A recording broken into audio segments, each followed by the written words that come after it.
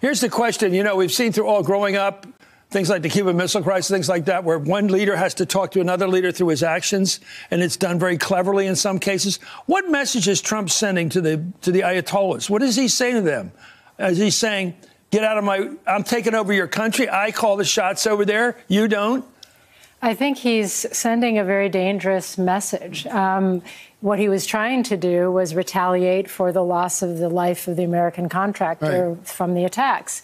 But he should have been doing something with an eye to restore deterrence, which had completely broken down after a series of Iranian provocations. Instead, he's poured fuel on the fire. He has introduced escalation. He has put Iran and their leadership in a position where they have to retaliate. They have to do something stupendous.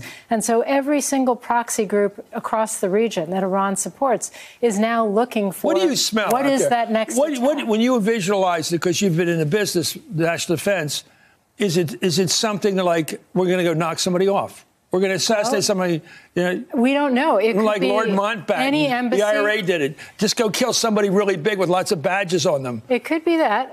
Any embassy where there's vulnerability, any U.S. bases, any forces or civilians who are transiting who are vulnerable. And now, having assassinated Soleimani, any American official, security official, who shows up in the region, why it's the Pandora's box is now open. Why wouldn't Iran feel licensed to assassinate that person? So they're going to be looking for lots of opportunities. They're going to take their time and pick the targets of their choosing. But this is going to escalate. And given this president, then what is he going to do? And so the risk of stumbling into a conflict that neither side actually wants is now very, very real because of the option. Robert, when he does things like saying people's families shouldn't be off limits, they should be fair game. When he says things like we're going after their cultural treasures, religious treasures, of course, as well, does he know that he's poking them, that he's getting them to not give in, but to fight? I asked a White House advisor today about that, one of the president's top political aides. I said, does he get it?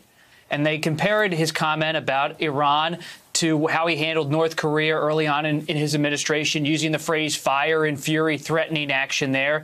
They said it was bellicose language. But what's different now, foreign policy experts say, is that you have thousands, if not more than many tens of thousands of people marching on the streets of Tehran and elsewhere in Iran, furious about the president's action, calling it an assassination.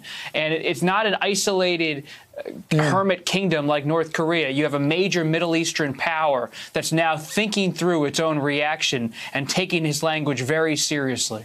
Hey there, I'm Chris Hayes from MSNBC. Thanks for watching MSNBC on YouTube. If you want to keep up to date with the videos we're putting out, you can click subscribe just below me or click over on this list to see lots of other great videos.